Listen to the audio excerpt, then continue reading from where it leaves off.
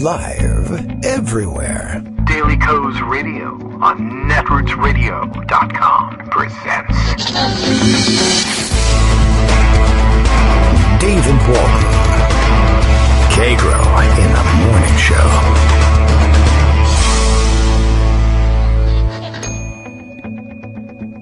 Now, here's David Waldman.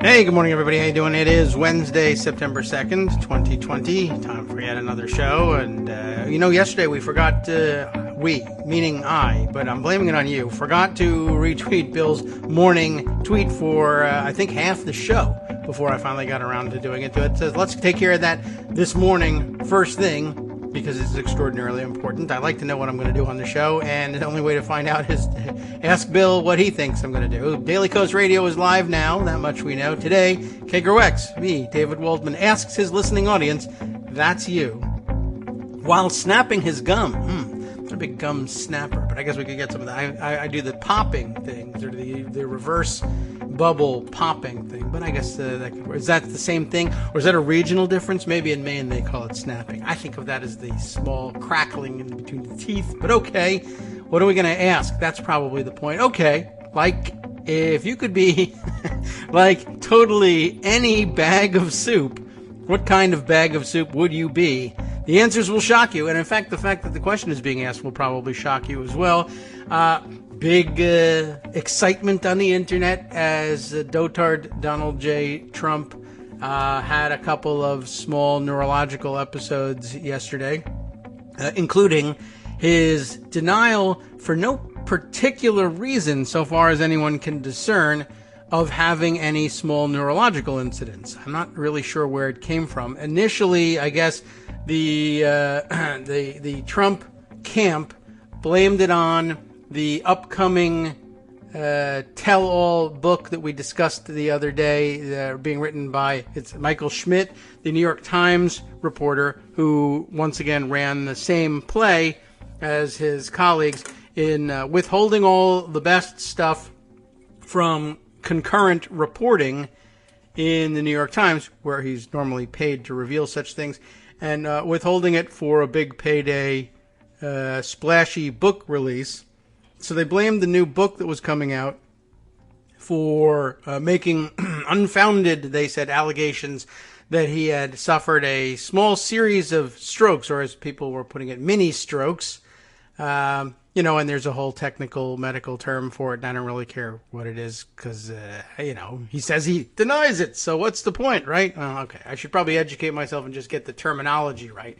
But at any rate, yes, he's been denying the whole thing and insisting that it never happened. But I think we've all sort of had pretty good visual evidence that something neurological has been going on, not to mention evidence in his speech patterns. But he spent the day denying it, then spent the day blaming the book for bringing it up when people said, why are you talking about something like this?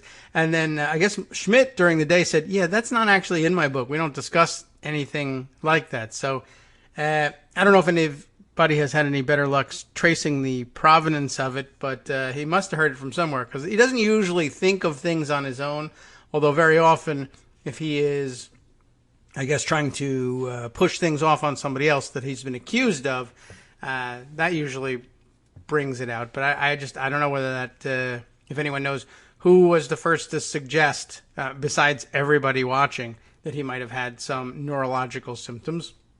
But the other item to rock the head-slapping portion of our internet experience yesterday, not the substantive portion necessarily, was that Trump... thank you. Darwin has that one ready to go. Transient, except it's not much easier to pronounce. Transient ischemic, is that right? Ischemic attacks, TIA.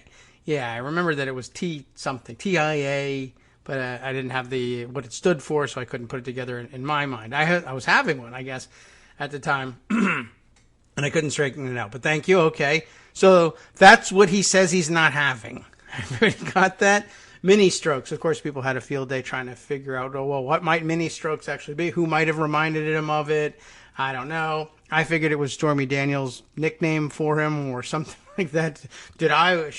My made-up quote for her, did I witness Donald Trump have a series of mini strokes at some point? Yeah, you could say that. Sure. Absolutely. I did see that. I don't know what you're talking about, this TIA business, but the other part I understood. Anyway, so yes, the other possible neurological incident was he got it in his head that Antifa super soldiers are now Antifa super soldiers. Not only were they packing themselves onto commercial airline flights and frightening people, but I didn't test my Skype on the big computer yet, so that's causing problems. We'll have to call Greg. But here, let me see if I can fix things first before we do that. Today is the first day that my younger son is supposed to attend online. Well, it's sort of an online back-to-school day, so it was a little bit hectic pre-show, and ordinarily I'm trying to make a habit of calling the Skype call testing service like this to see if we can make things work. To Skype call. And now it has worked. See, okay, now, Greg, if you give me a call, I think it should work fine. And if you don't, I'll call you, and that should work fine. I don't know. Sometimes you got to wake up the computer. At any rate, Donald Trump decided that once the Antifa super soldiers were arriving at their destination, wherever it was, via commercial airline flight, here we go, that their new weapon of choice out on the field of battle, that would be the streets of of America's greatest cities, including Portland, of course, which he also reliably informed us, not only has been burnt to the ground in its entirety, but that it has happened day after day for decades. So Portland, Oregon, has not existed for some 20 to 30 years now, having been completely destroyed and then completely rebuilt each morning like some sort of, I don't know, what would we say? Some sort of bizarro brigadoon being burned down. Does anyone know brigadoon? Burned down every day by Antifa, whether they existed or not. Now, how they're burning it down, apparently it's soup that they're doing it. The new weapon of choice for Antifa's super soldiers and parasupers, if you like, is soup. Now, it's wet and hot. That doesn't by itself make it dangerous. But apparently the deal is this is a little bit more understandable, throwing cans of soup at the police. Now, that would be, a relatively dangerous thing to do. How he switched over to bags of soup, I'm not really 100% sure, but I think he was trying to say that that was their method of conveying or smuggling their weaponry. They would purchase several cans of soup. I guess I'm normalizing Trump here, trying to figure out what it was he was babbling about. Purchasing several cans of soup, possibly 100 at a time, like OG Antifa super soldier Ted Cruz, I guess, carrying them in shopping bags along the street on their way to the pitched battle against our brave men and women in uniform. And then when caught with shopping bags filled with soup, they would plead innocence by saying, "No, sir, this soup is for my family. I'm going to be feeding my family with the soup," not throwing it at police, which honestly, that's probably an answer I would believe, because quite frankly, if you told me that you need to be on the lookout for people throwing soup at the police, I wouldn't have believed you. But that's where the president, whether or not he's had a series of mini strokes, as he says he did not, and no one says he did, is mentally. That soup is the new weapon of choice. So fun times that we live in. Now, there are other substantive stories. Greg knows what they are, and I'm out of stories for you. I have nonsense and foolishness for you, and I'm done. Good morning, Greg. How are you? It was interesting nonsense and foolishness. Do you think so? I mean, it takes a while to get. Sometimes I feel like it does normalize him a little bit, but you have to explain, as people do. They get on Twitter and say, "I don't know what happened. I went and had dinner, and I came back, and everybody's talking about soup. What is that?" Okay, now you know.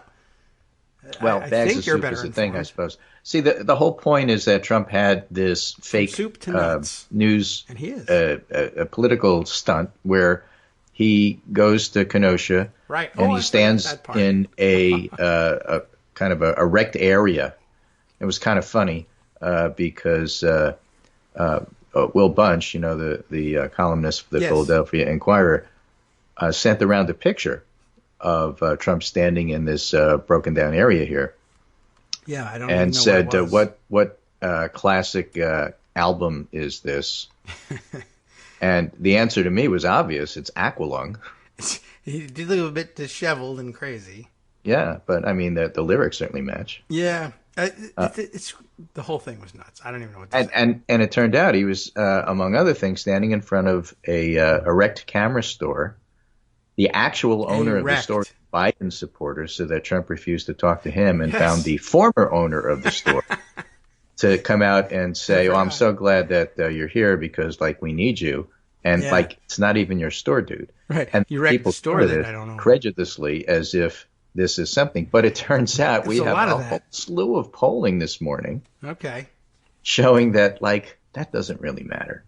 Well, So the title of today's Pundit there was Roundup none. is Post-Convention, Biden's lead is stable and widespread. And let's just talk about a few things here because I think they're important.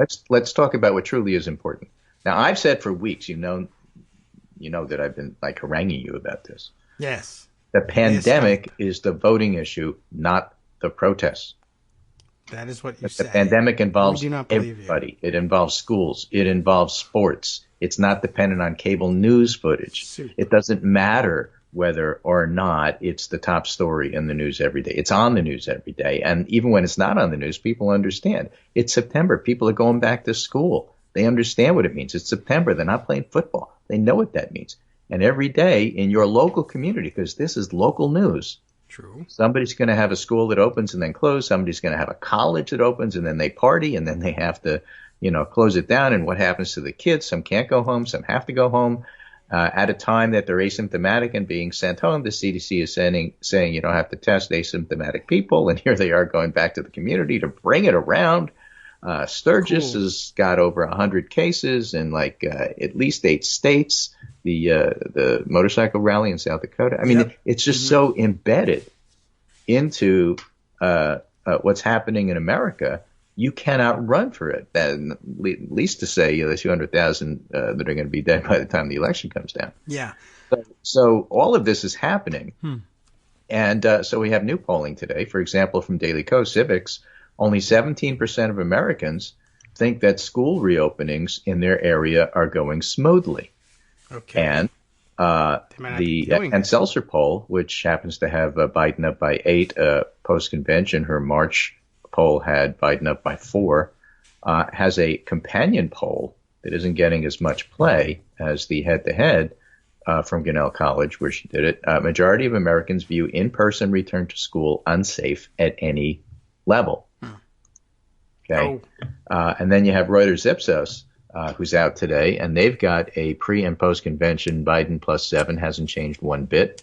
Trailing Biden in most national opinion polls since the outbreak of the novel coronavirus this year, Trump sought to change the subject from a pandemic that's killed more than 180,000 Americans, blaming Black Lives Matter protesters for violence in the cities and accusing Biden of being weak on crime. But the poll showed the majority, 78%, remain very or somewhat concerned about the coronavirus. 60%, nearly 60%, said Trump is at least partially responsible for the protracted school and business closures due to the virus, as well as for the high number of coronavirus cases in the U.S. And more than 6 million Americans have been infected, more people than in any other country. By contrast, most Americans do not see crime as a major priority and do not think it's increasing in their communities, the poll showed. Only about 8% of American adults listed crime as a top priority for the country. So I think that's kind of important in terms of how you put that to perspective.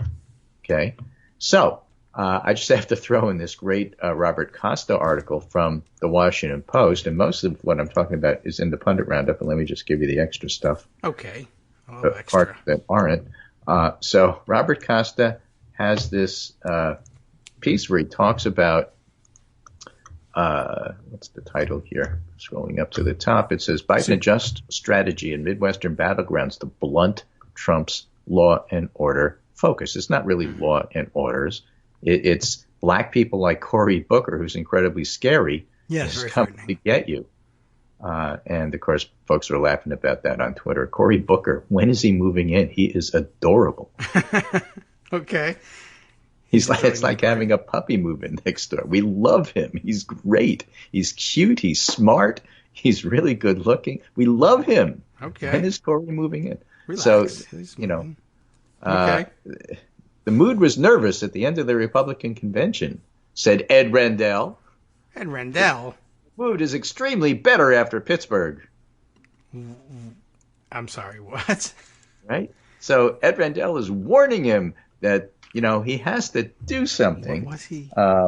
Because that's what they do. But part of it that's still making me laugh as I read it is Rendell said, the time is now. It's time to start getting out. It's time to respond. It's time to get tough. Okay. Said Ed Sure. Rendell. Okay, then the next Why line. not? Throughout the campaign, Biden aides have grown accustomed to and wary of Democrats who question every move and worry at every tightening poll, a group derisively referred to as the bedwetters. By less angry You're not allowed to do Democrats, Biden's campaign aides referred to actions taken to satisfy them as Operation Rubber Sheet. We're not panicked. We're aware there's going to be a fight. After the Republican convention, we now know their playbook, said a Biden official who spoke on the condition of anonymity to discuss internal deliberations, and I would add, and to make fun of Ed Rendell. I guess so. You're not supposed to say that, but okay. Yeah, well, you know, so that's where things land. Bedwetters. So here's Ann Seltzer, probably the best pollster in the country. Joe Biden leads Donald Trump in latest Grinnell College national poll. Biden has 49, and Trump has 41.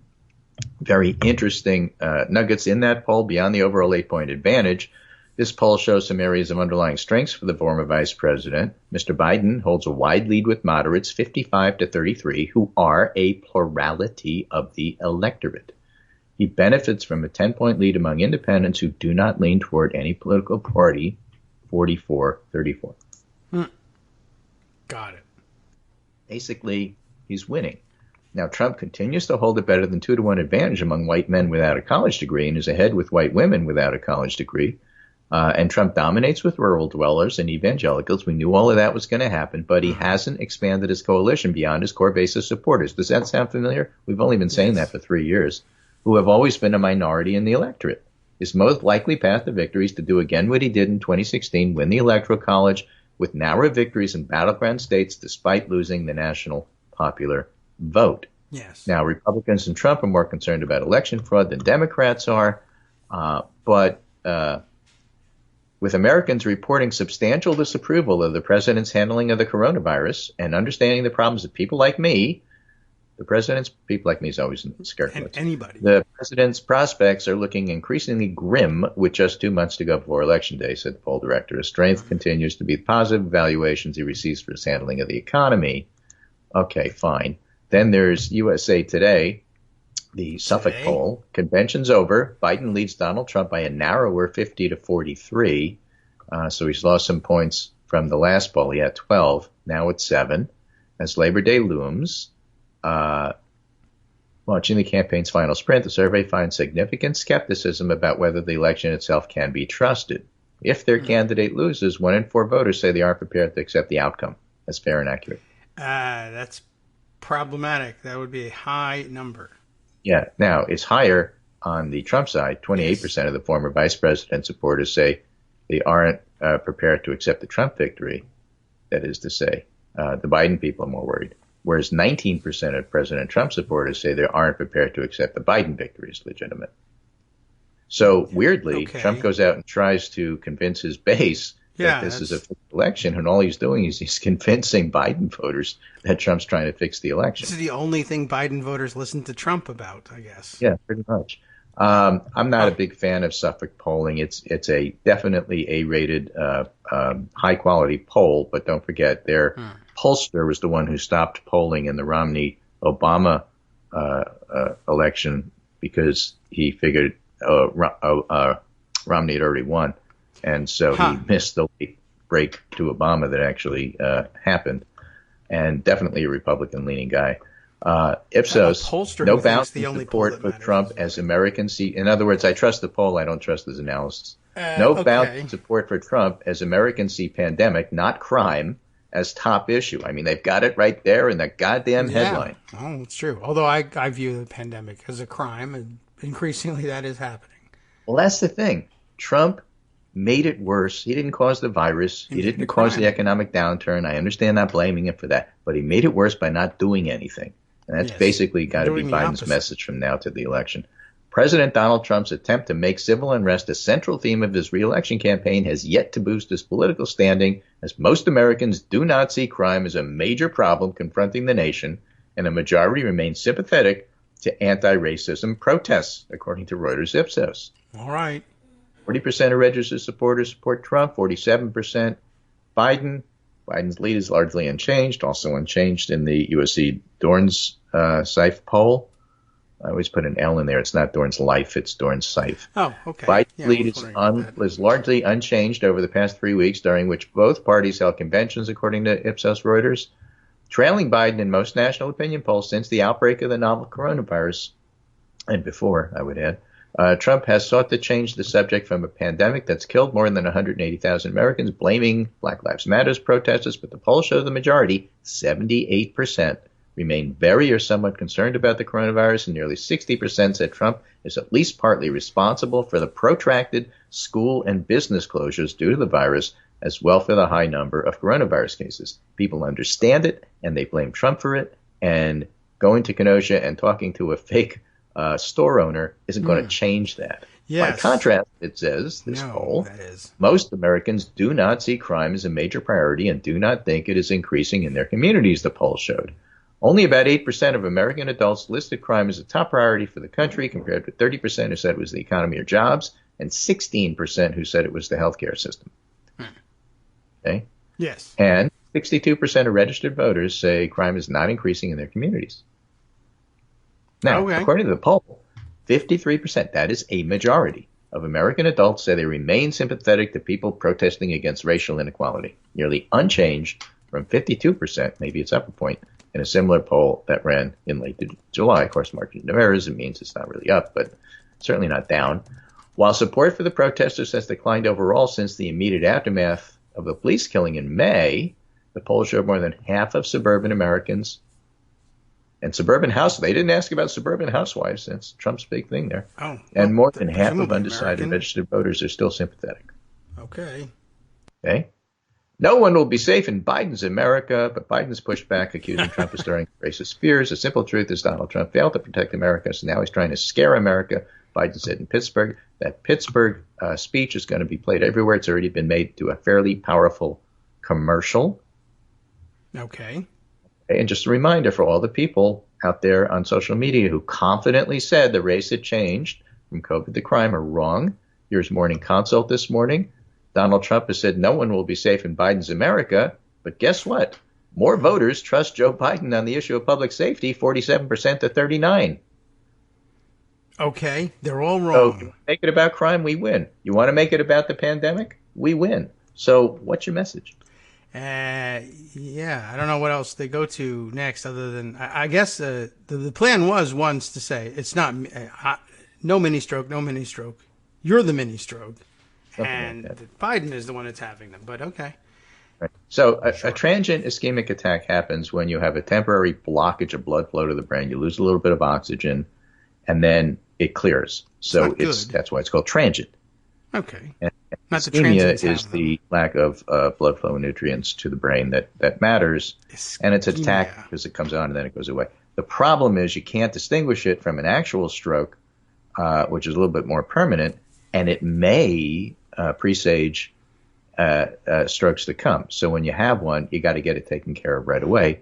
And that would be a explanation for how come he went to the hospital. But we don't know that, and we don't have his records. So I'm not speculating. I'm just saying that's out there. We're just saying it's out there and, happy it's to speculate. I can't, It's like tremors before an earthquake then. Could possibly presage a major strike. Anyway, so what kind of effect overall? Oh, one more poll I think we should do because this is kind of interesting and it's a little different. All right. From the Hill. Number of Ute voters, definitely voting, jumps to 77%. And by the way, most of them don't like Trump. There's other nuggets in some of the other polls, like the USC Dornsife poll, which says that when you look at people who didn't vote in 2016 but plan to vote now, either because they chose not to or because they're coming of age and couldn't vote before, but now they can, because people do get older, then that particular group within the USC Dornsife poll actually favors Biden. But the number of youth voters in battleground states who say they definitely plan to vote jumped to 77% by Next Gen America polling. Next Gen is, now I can't remember his name, the fellow who ran for president without having any experience, who spent billions on ads. Democratic side, in the Democratic primary. And Steyer? Why do you belong? Yeah, thank you, Tom Steyer. Next Gen America is Tom Steyer's shop. Transient presidential candidate. Transient memory attack there, and I couldn't remember his name because he's not significant. But that's his shop, and does a lot of environmental stuff. 77% of registered voters age 18 to 35 across 13 battleground states say they definitely will vote, and it's a 7-point increase since July. Okay. That's good. Overall, Biden leads Trump by 27 points in the poll of youth voters across the battleground states. These are battleground youth, the most important of youth. At 56% support compared to Trump's, so that's all good. The Hill decides to refresh itself just in a way that I can read the story, but that's the story there.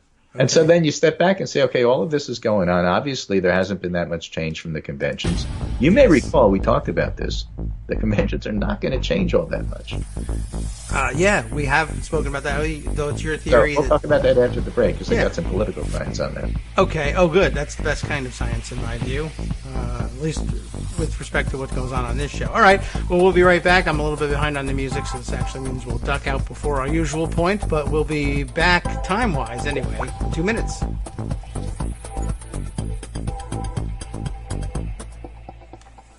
Hi, it's me, David Waldman, your host for Kagro in the Morning, and I've learned that I either need to update these announcements more often or stop saying that the announcements are brand new. What's not new is that this message, too, is a call for your support in keeping the Kagro in the Morning show on the air. My thanks go out to all of you who do support the show through your donations. The stats say that Kagro in the Morning fans download our program about 2,000 times each weekday, but our donors make up only about 8% of our daily listeners. Patreon.com, Patreon.com, makes it simple to make easy, secure, recurring monthly contributions to support our show. Patreon.com/KagroX gets you straight to our donation page. If we're helping keep you sane during the Trump era, consider what that's worth. $1 a day? 50 cents? One thin dime? We do about 20 shows a month, so pick a number, do the math, and head to patreon.com/KagroX to let us know. Thanks again, everyone, for all your support.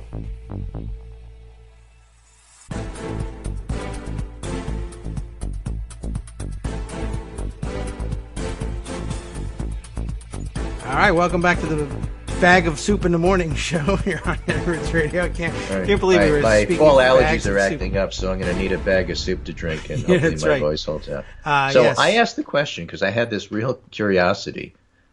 We looked at the debates. We looked at the conventions years ago. Every 4 years we do this because you and I have been on the air for a long time, and we've known each other for a long time. And every 4 years it's like, look, the conventions don't change that many minds. You get a bump and then it disappears. That's why it's called a bump or a bounce or whatever, the molehill this year. And so we looked at this year and said this is unusually stable, and therefore that would predict to the logical mind that there's going to be an unusually small bounce from the conventions. And guess what? We hardly see any. If you look with a microscope, you can find some. Trump's favorables dropped. More people thought the Democratic convention was interesting than the Republican convention. More people watched. The Republican had more negative about it than the Democrat in terms of the polls. None of that matters because when you're looking at the head-to-head, because that's really all that matters, it's really unchanged, like the Ipsos before and after. But that's not a surprise to listeners of this show because we've been talking about that for weeks. So that's done. What's the next thing? The next thing is the debates. And so I asked the question for the political scientists, and you know who you are. How much do debates really move the needle, and how much inevitability is there to poll tightening? I don't get a poll tightening answer yet, but I got a really good answer from Jim Stimson's Tides of Consent, a book by a political scientist, and says, what can we conclude then about debates? What we've seen is perhaps some influence. The evidence is inconclusive to say that debates matter or don't, but if they do matter at all, their influence is vastly smaller than that of, well, conventions. The re-election landslides show that once voters have decided, debates will not change the outcome. Okay. My favorite example of that, of course, is a vice presidential debate where Lloyd Benson absolutely buried Dan Quayle, and it made no difference whatsoever. Yeah. Well, that also happened in a vice presidential debate. And that you can always find an excuse for why that was different, but actually they're all like that. Okay. Well, all debates. Right. All the debates have a winner and a loser, but that doesn't necessarily mean it changed the outcome. I can buy that. It wouldn't change rare it for me. exceptions, right? Yeah. When you have it's like the Comey letter. It's like anything else about not going to Wisconsin or anything you want to look about in 2016. When you have a close election, everything matters. When you have an election that's not close, nothing matters. Yes. And when you win and when you lose, the side analyzing always has some really relatively insignificant thing that's blown all out of proportion as to this was the thing, when it's usually a combination of many things.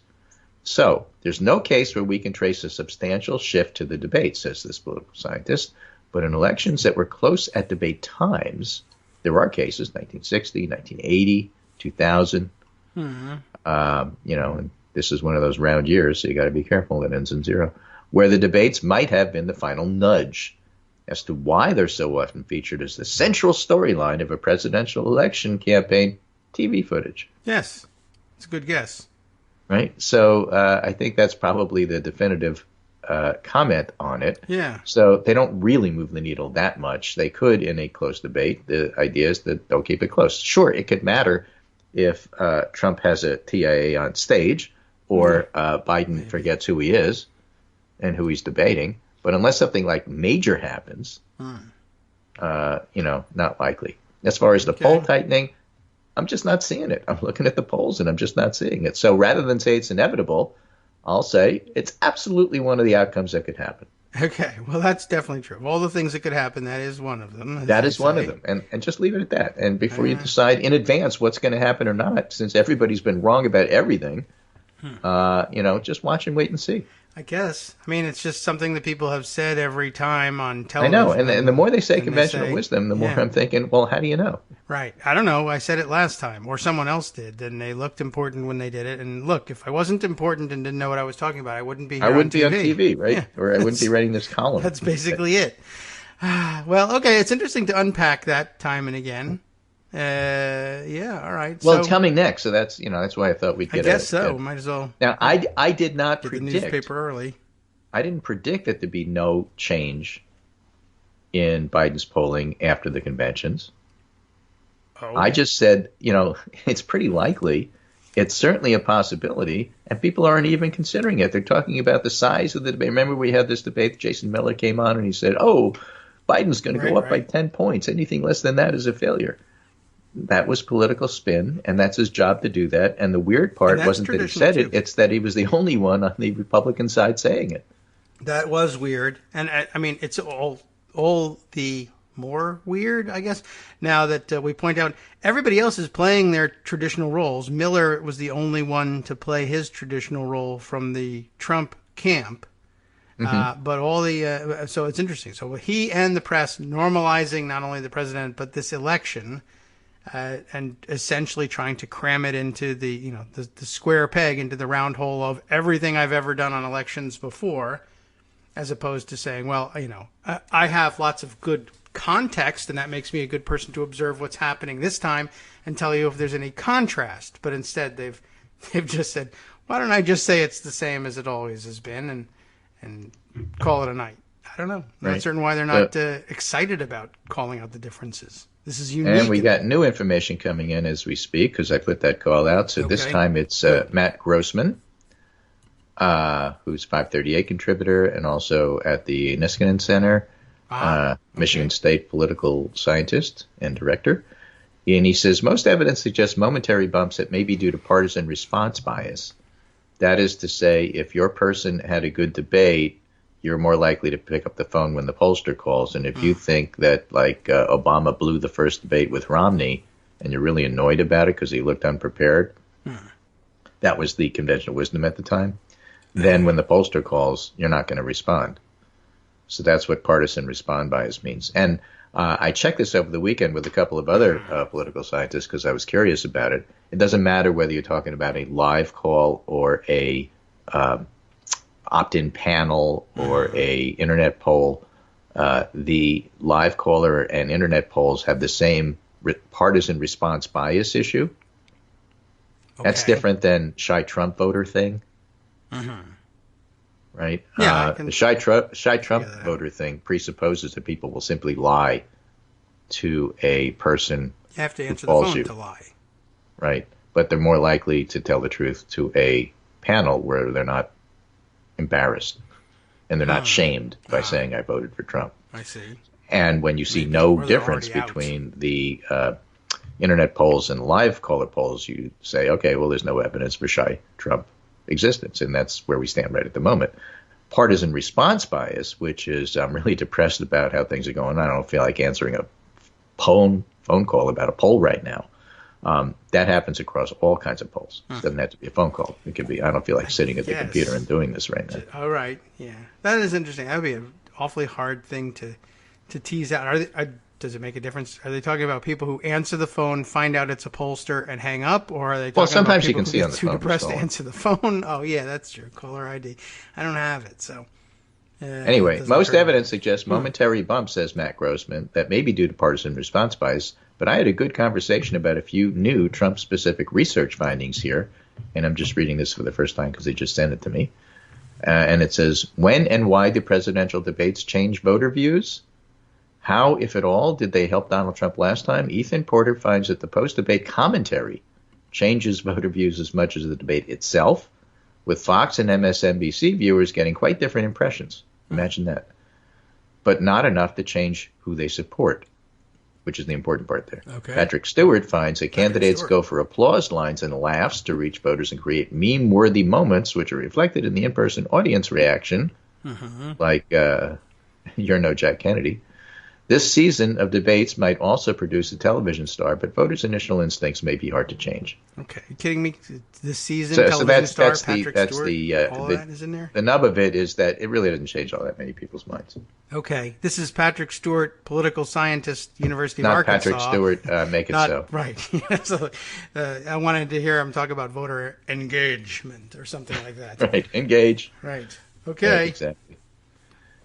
So again, you're. He calls Ethan number one. You know that. Yeah. So that's where all of that stands. I think it's just really interesting stuff, and it's very important to keep in mind because the political spin from the people who quote know end quote are just endless. Like when Eli Yockley from Morning Consult tweeted this morning, "No one will be safe in Biden's America, but more voters trust Biden on the issue of public safety, 47 to 39." And the former VP has advantage on the issues with indies, suburbanites, and women. So he tweeted that, and Neera Tanden said, it's honestly amazing how wrong people are on here, meaning Twitter. How much they fall for Republican talking points like dupes. What happened? Of course, my response to that is, well, they're all auditioning for the New York Times, probably. Oh, well, it could be. Everyone wants to work there. Yeah, because, like, in that world, everything Republicans do works. And everything that Democrats do doesn't work. Yes. I mean, that's just like the fail-safe spot you start with. And then you have to prove that wrong. It's very frustrating for Democrats, but we're used to it. Because the Times, in terms of their political reporting, is not a liberal paper. It never has been. Yeah, well, no. I told you this story before, but, my parents are big union people. Yes. And I was growing up. I would ask about a story about a strike or, a school strike from my mom or a television studio strike from my dad. And I'd say, where is it in the New York Times? Where is it in the paper? And my dad would say, oh, look in the obituary section. It's always going to be on the opposite page. That's where they put it. It's like page 19. They always bury it. Huh. That's odd. I mean, that's just how they approach things. Yes. And that hasn't changed in 40 years, 60 years. I don't remember about strikes necessarily, but now they don't even cover yeah, right. Now it doesn't get in there at all. That's why I missed it. That's a weird bias for them to have over such a long period of time. But, that's it. And so, something like happens in Kenosha, what they're going to do is they're going to send a reporter to Kenosha. They're going to dig up some people who said, well, I don't know, I was on the fence, but now I feel like Donald Trump really needs to bring some stability to the area. Yes, I guess. I mean, they did that. And you read the story and say, why are you still doing this? Aren't you tired of diners in West Virginia? Why don't you find some non-Trump voters and talk to them? Dude, I went to a different diner. Anyway, we'll know a little bit more because we talked about national polls, and it's pretty clear the national polls haven't moved. State polls are important. Today, Monmouth comes out for Pennsylvania. That'll be interesting to look at. On September 9th, MU Law will come out with Wisconsin. That'll be interesting to look at. And those are the polls that matter the most. So we're going to look for more state polling. We're going to get it. Now that the convention has passed, it's a really good time to poll because people like to have the baseline between after the convention. What did that mean compared to our last poll?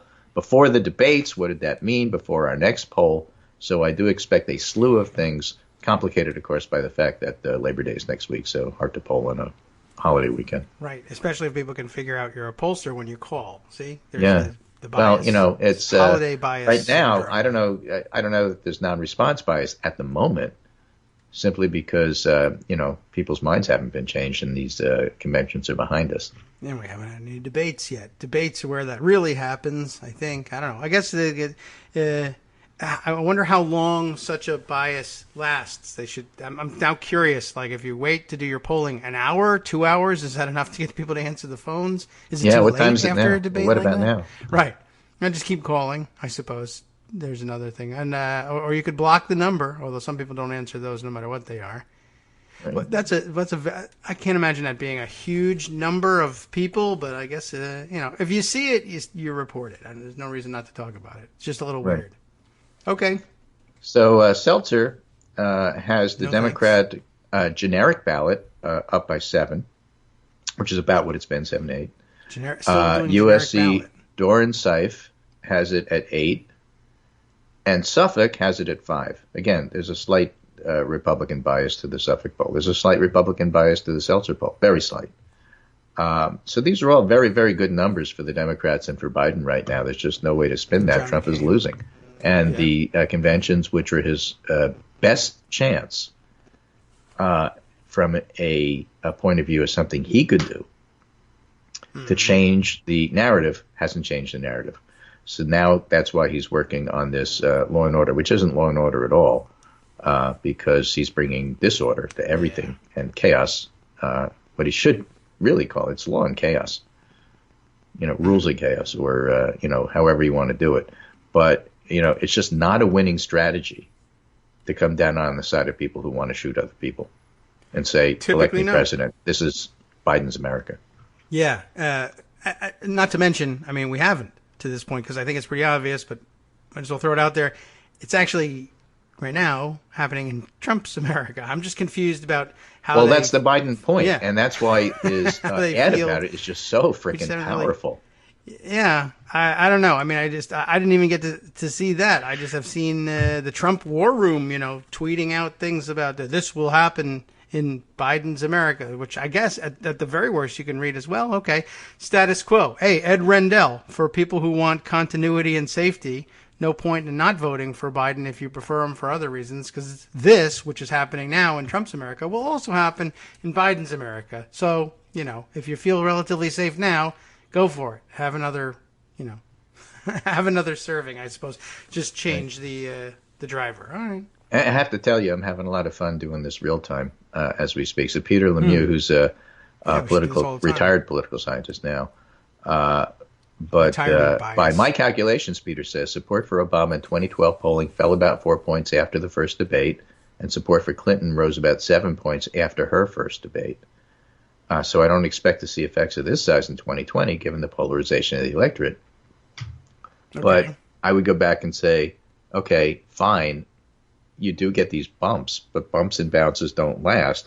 Part of the point is that when you look at the Clinton debates, it was pretty widespread recognition that Clinton won all of the debates.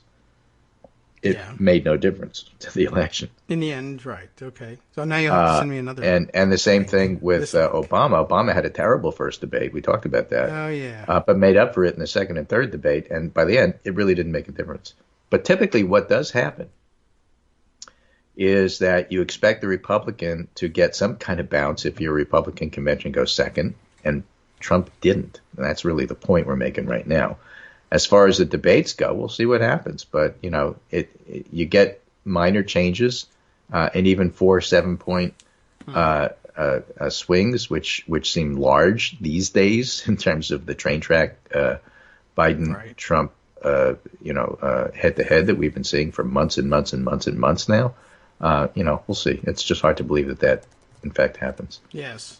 All right. Well, now you have to find that one for me and send the latest entry so I can have that link as well. What happened to, I haven't heard, maybe I shouldn't mention it, just to see if we go the whole election season. No, we'll have debates yet. So no one has used the phrase dead cat bounce yet and tried to explain why that. Because you have to assume that it's decided before you have something like that. I see. Oh, is that what that means? I'm just trying to, I remember hearing it all the time and then I was like, I'm not sure. Well, the dead cat bounce is, look, you're winning by 8, and the election's pretty decided, and then you have some sort of event that gets a lot of media attention, and you get a 2-point gain. So now you're only losing by 6, but the election's tomorrow. That's a dead cat bounce. Fine, you went up. So what? It doesn't make a difference. It's not changing things. People aren't ready to say that after 2016, so you're not going to probably hear that all year. Okay, I was just wondering, and why it's called that, and it seems like a dead horse bounce more than anything else, but okay. So, or maybe a dead horse doesn't bounce as high as even the small. Well, it's harder to throw a dead horse out the window than it is a cat. All right, well, I get it now. I'm just wondering. Usually, that's one of the things you hear around this season, and when they're talking about bounces, well, there's the post-convention bounce. And now we have to talk about dead cat bounces, and I never really knew why we were doing it, but as long as we were saying things like the polls will inevitably tighten, inevitably someone will say dead cat bounce, I think. And it wasn't happening. So there you go, precedent shattering, and you can all throw out your old paradigms of elections and write a new one, which I would have thought would have been more exciting to you professionally, but apparently you're not interested. Okay, fine. So then when does the dead cat thing happen? Yeah, so we will find out. It won't happen, I guess. Okay, very good. Let's see if we have anything else for you. No, I really don't. So you're on your own now. Oh, I should have said trigger warning for dead animals in that one. Sorry about that, everybody. I'm trying to learn about those things. I had a warning about that, but I don't think anybody's going to wonder about that one. Well, the point is we're not doing it this year. So right. No okay, right. So warning, we're not going to do that. If you wanted to have that happen and it would trigger you not to have it happen, then you have that trigger warning too. Right. Now there's something I guess we should cover because it's just sort of in the last 24 hours coming to our attention, just that in this world so many things happen, it's hard to remember them all. Yes. Elliot Broidy. Yeah. Remember that guy? Yes, sure. He was one of a triumvirate. Playboy subscriber, I think. Yeah. Who are now all figures that we know about. Yes. And that the Michael Cohen. Prison system knows about. Yeah. Right? Right. Remember. And a fellow named Louis DeJoy. Yeah. Who happens to be the Postmaster General now. Right. Famous. And Elliot Broidy were co-finance chairs of the Republican National Committee. DeJoy? Okay. I mean, wasn't Steve Wynn also? Yeah, they have a bunch of them because you're assigned that to go raise money. Anybody. But Elliot Broidy was one of them. Yeah. Huh. Okay. And apparently, he was also involved in raising money for the inaugural. Sure. And apparently was taking money. I saw speculation maybe it was from Malaysia, so it's not like a Russian connection. But he was taking foreign money in order to pay for the inaugural, which you're not supposed to do, and he was using laundered money. And it sounds like the Justice Department's going to nail him on this. This Justice Department? Yeah. What did he not give enough money this time? He didn't give it to the right people. I don't know. What happened? But right in the middle of all of this, you have yet another Trump crony who's being investigated by DOJ. That is weird. I imagine, good. Enjoy your pardon, I guess. I don't know why that's happening. Even Elliot Brody. All right. Did you happen to see something? I mean, I saw some Brody notes floating by the other day, but if it was one in particular that you thought was good, we can. Well, I'll have that one from CNN. I think the story came from the Washington Post. Originally, Justice Department's zeroing in on longtime GOP fundraiser Elliot Brody. Yeah. Okay. But CNN had the story that caught my eye, but here's the original one. All right, thank you. Brody's under scrutiny for his alleged role in a campaign to persuade high-level Trump administration officials to drop an investigation of Malaysian government corruption, as well as for his attempt to push for the extradition of an outspoken Chinese dissident back in his home country, according to the people who, like others interviewed in the report, spoke on the condition of anonymity. Anonymity. That's good. I like the president. Anonymity. He can be in discussions with the Justice Department and could ultimately reach a plea deal, they said. This is interesting. Malaysia, and you mentioned Chinese dissident. Is this the one who owned the boat that Bannon was just arrested on? Chinese exile Guo Wenji. This is insane, this connections. I mean, I guess they just all know each other. It's that incestuous, and I guess we're not far off the mark when we're talking about Trump to find out that the whole circle's actually incestuous. But yes, that's it. That's he's Bannon's Chinese exile friend, as he's called on. I think the technical term for this is effing crazy that this is going on. So I couldn't let that pass without mentioning that. Hey, this is going on too. Malaysia, that rings a bell too, though. Like, was that where one MDB scandal was? Yes, exactly. That's where the money came from. I can't believe this. All right, well, I guess we just read too many articles, and we know too much. That's the problem. So soon we'll be arrested by the Justice Department as well.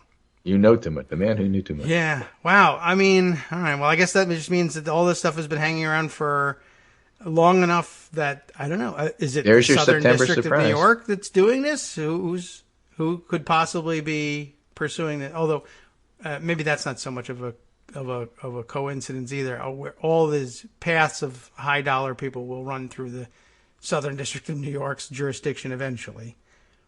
Huh. Now I'm looking to see if it specifically mentions SDNY, and it doesn't. Yeah, I don't see it. The investigation of Brody has its roots in a massive probe of theft from a Malaysian government development fund that's come to be known by the shorthand 1MDB. That's it. In previous civil and criminal cases, federal prosecutors have alleged that stolen money that made its way into the U.S. was used to buy pricey real estate and fund the award-winning movie The Wolf of Wall Street. Ironic, but okay. Right, yeah. Greed is good, right? Hey, is there any high-dollar movie producers in the Trump administration right now? Yes. I don't know. Steve Mnuchin is actually made his fortune. I don't know whether he made his initial fortune there, but yeah, big movie producer. I don't know whether he was on Wolf of Wall Street, though. I'll look that up. Right now, didn't Bannon own, one of those guys own stock in Seinfeld or something? Yes, that's true, too. Yeah, that was Bannon. And can't remember all this stuff. We really do know. Biosphere. These guys are crazy. They just can't stop criming. Right. Anyway, there's a federal grand jury in New York that's investigating him. And it's funny because you get a little pushback in various and sundry ways from Trump and Barr trying to take over the Justice Department, because you have career professionals there saying, oh, yeah? What about this? You can't stop them all. You can't be everywhere. Right. And we have so much to work with here, especially in New York. Hey, did you know there was a 1929 movie, The Wolf of Wall Street? I don't know if it's not a remake, is it? I don't think so, right? I don't know. I wouldn't know. I'd have to go back to 1929 to find out. All right, they're talking about the 2013 film, and I guess I'm going to go see who's the producer, if I can figure that out. Okay. Anyway, that's crazy.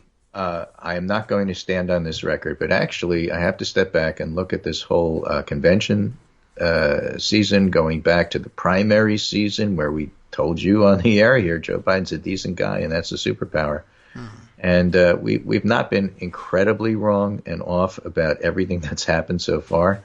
And so I think we're probably going to be okay about what's going on going forward. People underestimate the pandemic even now. at least from a political point of view, because the pundits just can't deal with it, and so they want to like shove it aside and compartmentalize it, and you can't. Okay. It's just ingrained, embedded in everything. You know, college sports fan who doesn't care about politics, guess what? Okay. No sports for you. Yeah, now you have to pay attention to the election. That's the punishment. Yeah. Wow. Anyway, blame somebody. Blame Trump. All right. Take care, and I will talk to you tomorrow, because we'll do it again. Okay, very good. Or possibly very bad. We will see. Very bad. I mean, Yep. I just want to leave open all possibilities. I'm not predicting very good. I'm just mentioning it could happen, like you. Right. We'll see what happens. All righty. Thanks, Greg. Bye. All right, take care. Yes, in case anybody missed this news somewhere along the line, Steve Mnuchin is, in fact, a relatively big-time movie producer. I don't know how well respected he is necessarily, but he is credited on a number of films you know, and I know you know them because I am going to assert that, and you can't say anything back about it. So, I mean, you could tweet it at me, but I'll just ignore it if you disprove my theory. Here's a sampling of his production credits. There are 44 of them. I don't know if they all need to be read, and I don't know whether any movie industry insiders or buffs can tell me the difference between an executive producer and a producer. It sounds like, knowing what little I know about Hollywood and really most industries, an executive producer is probably a guy who doesn't do very much. Puts up money and then says, I'm an executive, versus a producer who maybe puts up money and maybe runs around collecting other money from other producer types, but breaks a sweat.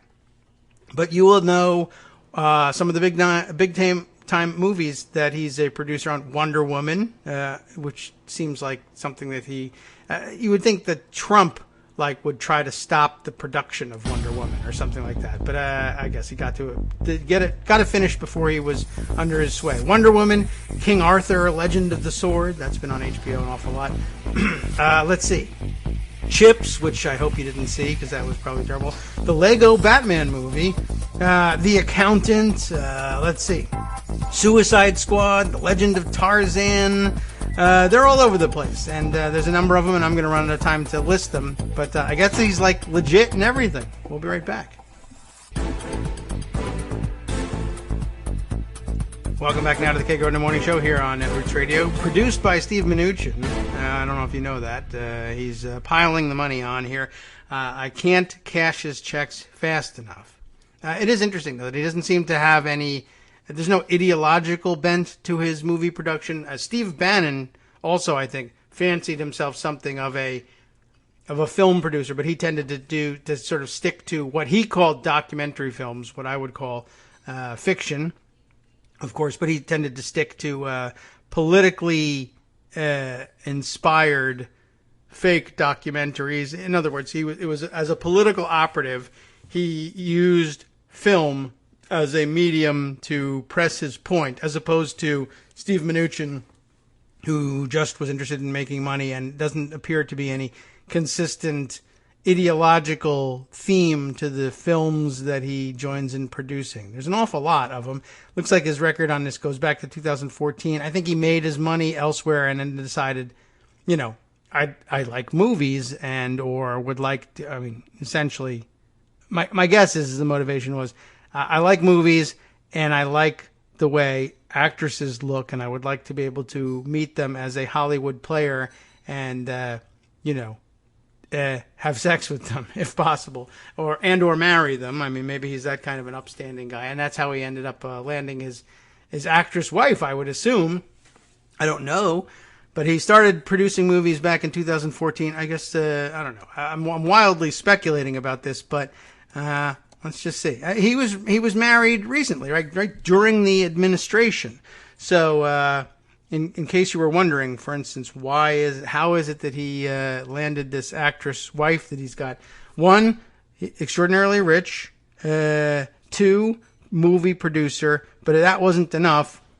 3, made a top cabinet secretary in the presidential administration. I think you add those 3 things together.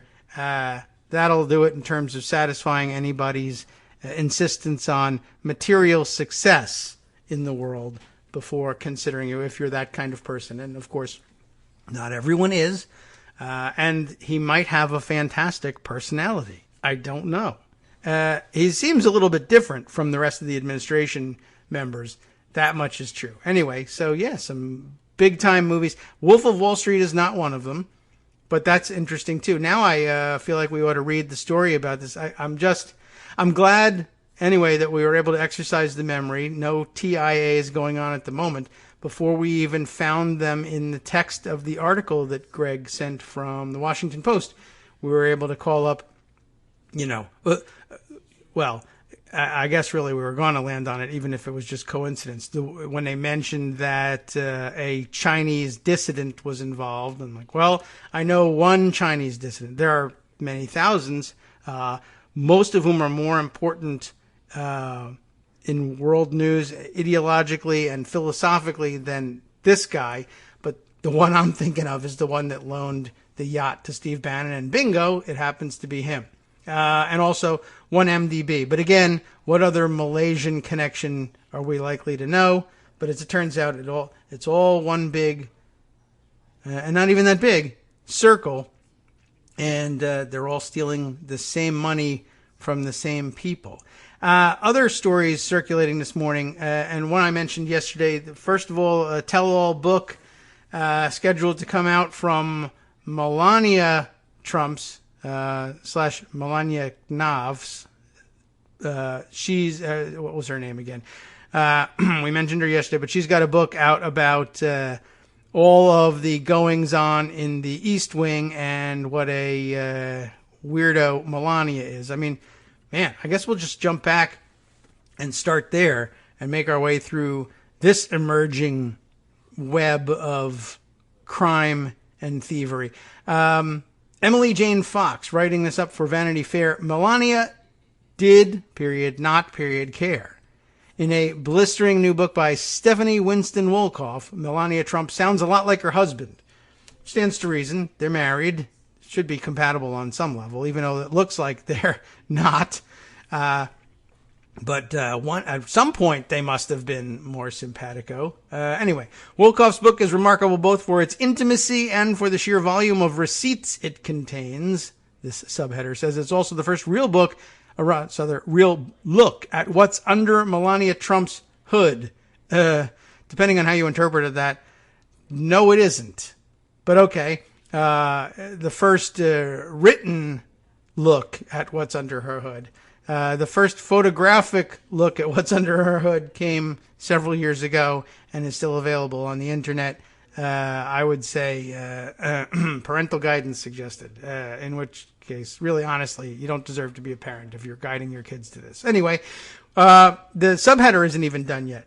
This is the first real look at what's under Melania Trump's hood, which in Wolkoff's telling is surprisingly callous and ugly, which is not at all what was represented in the photographic record. Although callous is not far off the mark, I think it would be unfair at this point to say ugly. But okay, it may not have been appealing to you.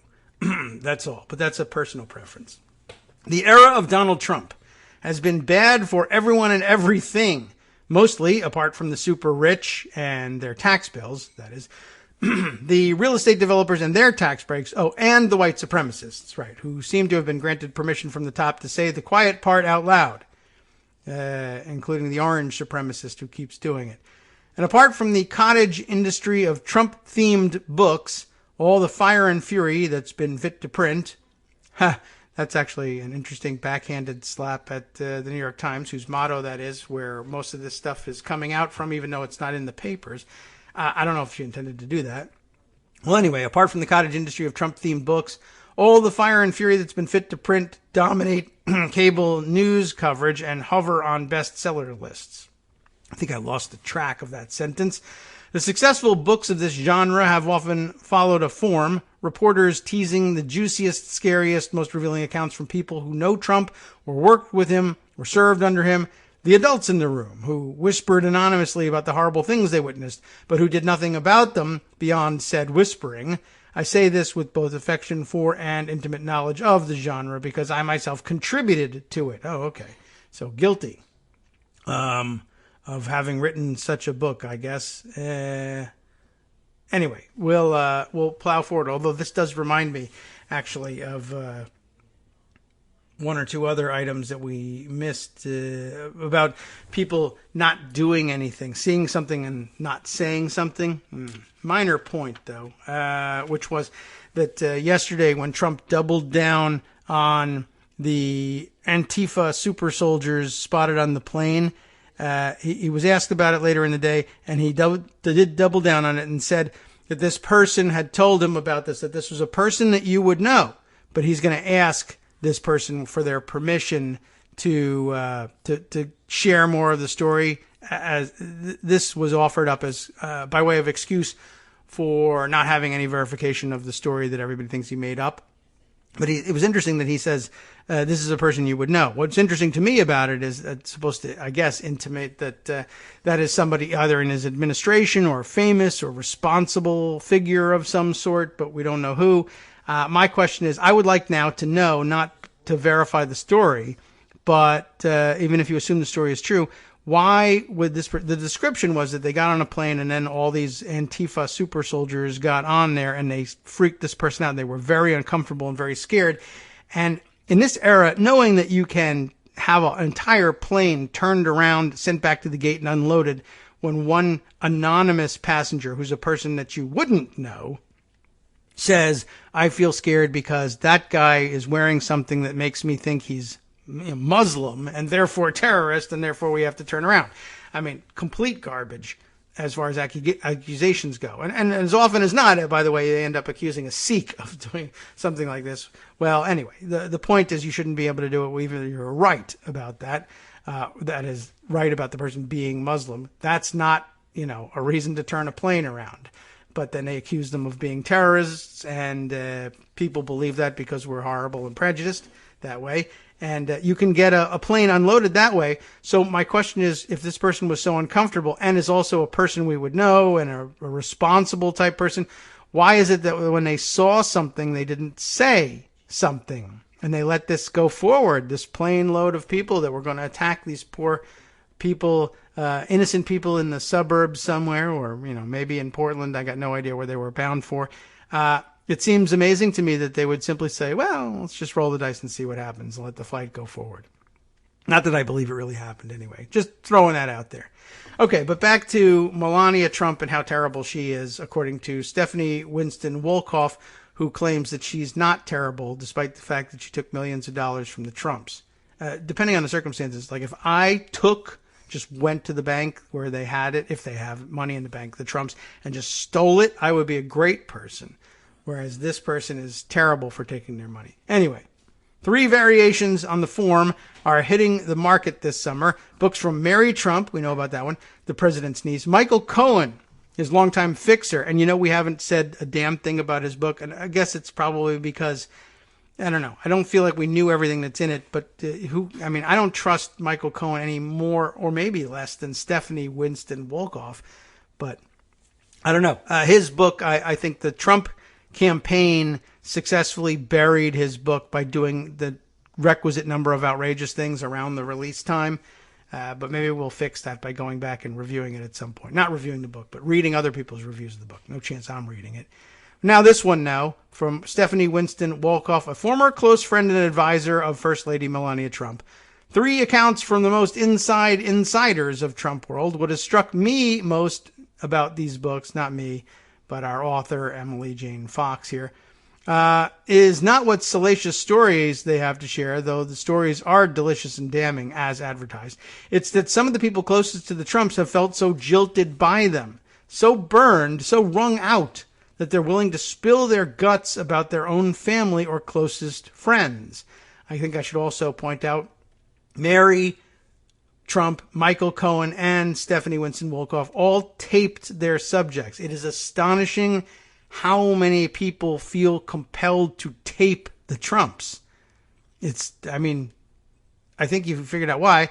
Of course, people have pointed out, and it's very true, even Trump's own lawyers have to tape him when they have conversations with him. And there was that anecdote about none of his lawyers being willing to meet with him one-on-one. You got to have another lawyer with you as a witness because Trump is such a prolific liar that you can't do your job as his attorney effectively without having somebody in there to help you establish that Trump had in fact said something before, because he'll deny it as soon as he thinks it's getting him in trouble. Well, these three writers have done the same. And different Trumps. Melania, Donald, and Marianne Barry Trump. So, okay. Where do we leave off? Oh, yes, right. She was saying it struck her that how many of the people close to the Trumps have felt so burned that they have to write these books. The only reason these books exist is because the Trumps created a climate of backbiting and mistrust that subsumed everyone around them. A climate in which things like recording run-of-the-mill conversations to cover their hides or protect themselves from criminal investigations became the norm. For three different sets of reasons, Mary Trump, Cohen, and Wolkoff all had the same knee-jerk response. They felt like it was the only way. And an even wilder notion, they were right. That is pretty scary.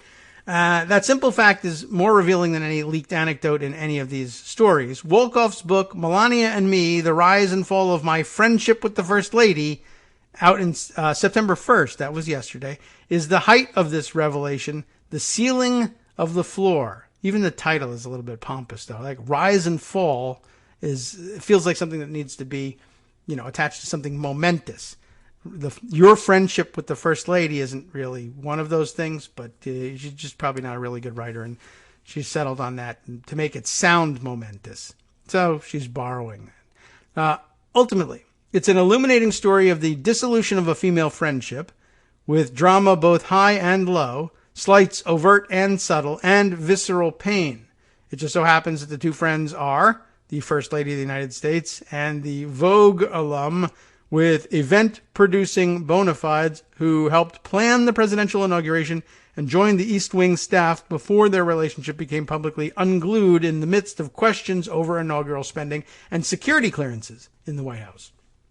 In February of 2019, not me, but Emily here, reported on the fallout that the White House tried to throw Wolkoff under the bus by making it appear that she had taken millions of dollars from the inaugural funds to line her own gilded pockets. They were already gilded.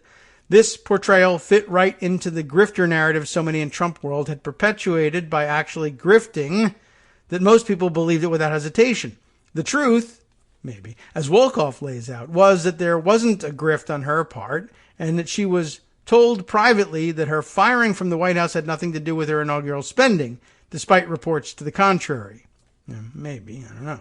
Melania did nothing to defend her at the time, and after more than a year of feeling like there was something amiss with the way the inaugural funds were spent and the events were planned, Wolkoff started to protect herself. Since then, she has participated in investigations into inaugural spending, which is great because, like I mentioned the other day, I've kind of predicted from the beginning that we would find out that major chunks of the inaugural monies were in fact just stolen by the Trump family in particular.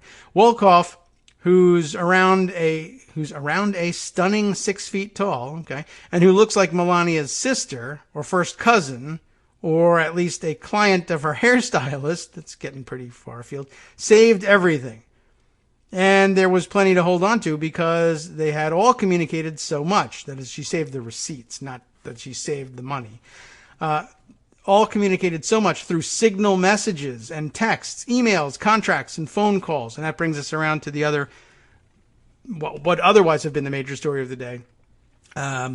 The proclivity of the Trump family. And I guess they were focusing on Melania yesterday, but as the story progresses, they're finding more and more. We already knew about Jared Kushner using WhatsApp and other private messaging apps to conduct official business.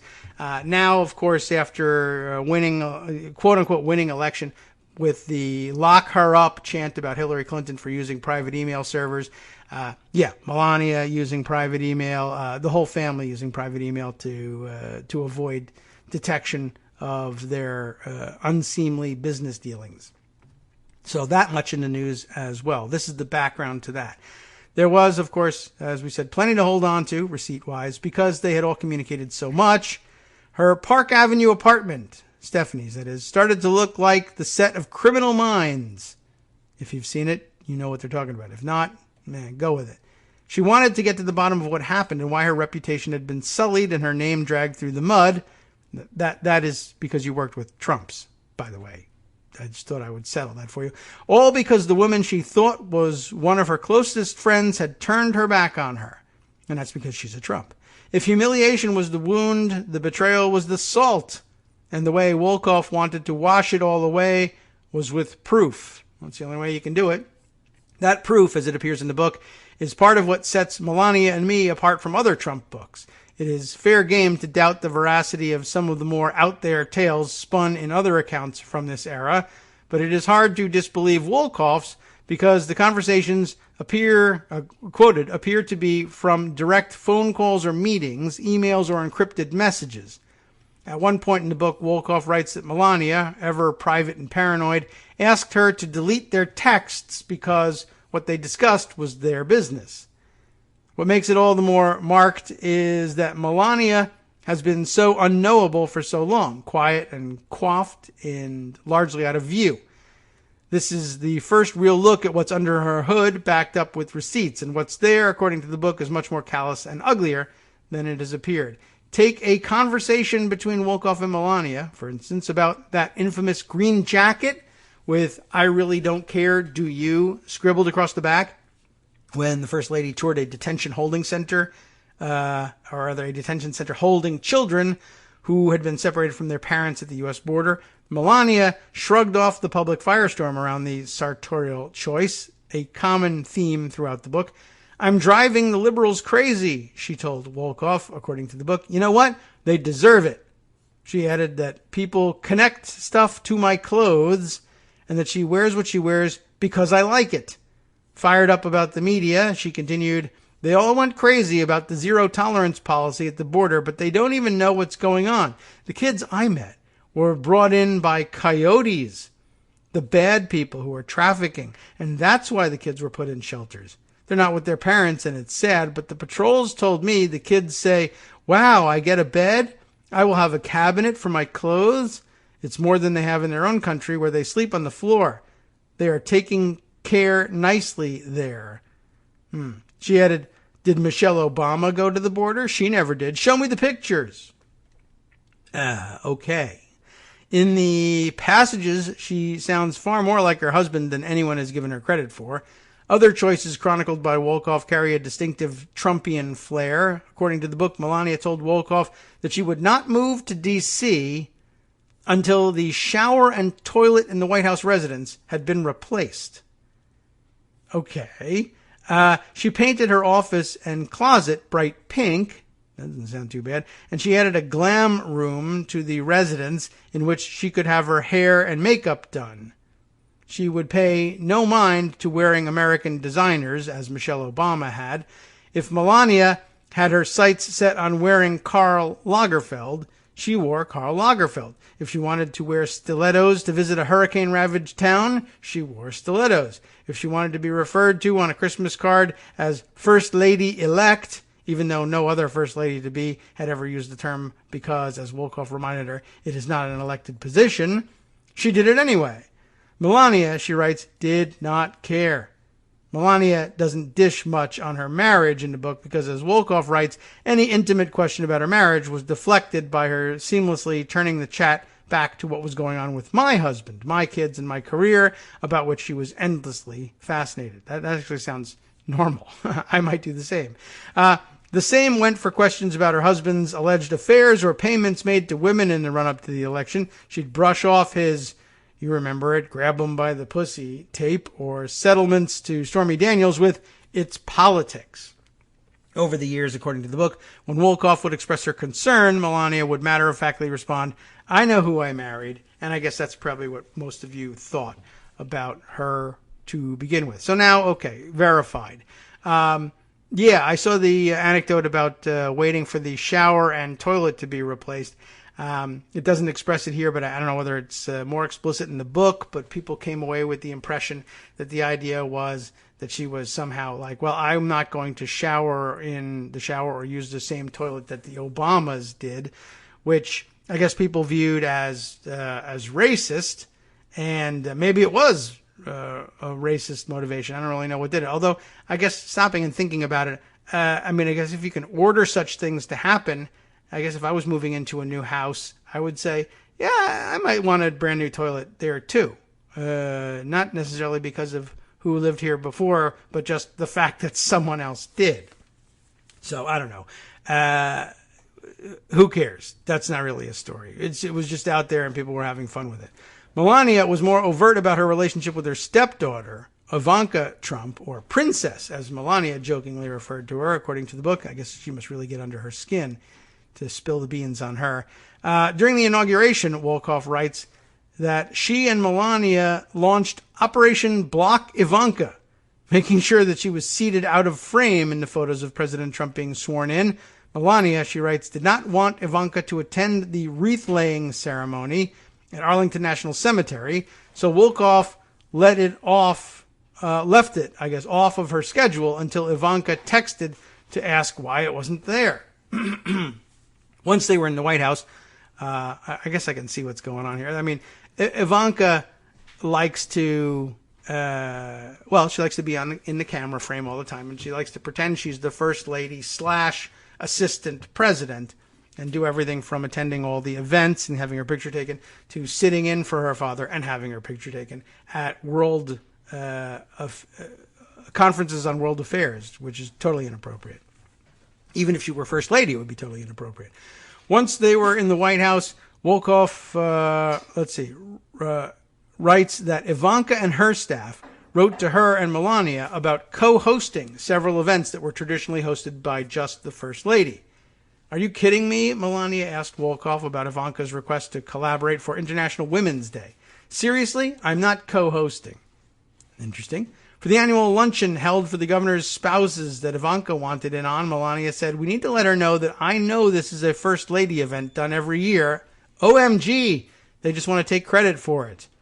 There's no credit to be had for it, but okay. After hearing that Ivanka had worn a Kaufman Franco dress, whatever, you probably know what I'm talking about, for an event, Melania said, forget it. According to Wolkoff, if Ivanka was dressed by a designer, Melania would cross them off her list. Interesting. At one point, Melania apparently warned Wolkoff in a text, you know how they are snakes. The iciness appeared to play out on a national stage on the final night of the Republican National Convention Thursday evening, an unintentional bit of native advertising ahead of the book's sales release next week. A video of Ivanka breezing past her stepmother without much acknowledgement and making a beeline for her father went viral. In it, Melania's face appears to sour almost immediately after Ivanka walks past. I think I saw that. Over the past 4 years, much has been made of Melania videos like this one. Tiny viral snippets of frowns at her husband's major appearances and moments in which she appears to swat his hand away, often shared with the hashtag #FreeMelania. At the same, though, had for a time been true with Ivanka, when many believed that she would be a moderating influence on her father in the White House. So many people assumed that no sane woman could see Trump and his administration for what it was and still prop it up, and then projected this belief onto the women closest to him. Wolkoff's book helps detail that this is not the case. These women were never saviors trying to break free. Melania is not cloistered away above the muck. She's rolling around in it. As Wolkoff writes at the close of her book, making sense of why she decided to write it, Melania told me in her way that she was not part of the solution, she was part of the problem. Not speaking up and not fighting against the problem is being part of the problem, and I learned that the hard way. I'm still here, she added. The woman I once considered my close friend is gone. Well, be better, Melania. Or was it be best, right? You knew that was never going to work, and now you know Stephanie's idea of why. And, not really an in-depth look at the inner workings of the administration, but not far off either, because the in-depth look at the way the administration works is pretty much just as petty and just has just as little substance to it. Anyway, just thought I would share that one with you. Now back up to the top of the pocket list just before we jump out for our next break here. I'll bring up the story of the day on Melania. Melania Trump used private email accounts while in the White House, says former colleague and friend, and I guess that would be Stephanie in her book. So one of the more maybe substantive accusations here. Regularly used a private Trump organization email account. Melania did an email from a MelaniaTrump.com domain as well. Also, iMessages and the encrypted messaging app Signal while in the White House, according to her former senior advisor and close friend Stephanie Winston Wolkoff, who said she corresponded multiple times a day with the First Lady. They both, she says, didn't use the White House email system. And, okay, and that all revealed in the book. All right, so at least one confession from her. I guess when we return, I will use the 2 minutes to try and dig up the newest information on what happened to those inaugural funds. Hi, everybody. It's me, David. Let's change things up from the old fundraising pitch for just a minute and talk instead about how you can be a part of our show. If you've got a smartphone or any other electronic recording device, why not sit down and record a segment for us? Read us an important article and give us your take. Or read one of your own original essays, or even just give us your commentary on something you'd like to share that's important to you. Then send the file to me at kagrox@gmail.com, and I'll try and work it into the show. Short segments, a few minutes in length, are easiest to fit in. And of course, I can't always guarantee that I'll be able to play everything, but if you've ever shouted at your radio or TV about something you wish was being covered, here's your chance to change that. Make the show your own. Send your submissions to me at kagrox@gmail.com.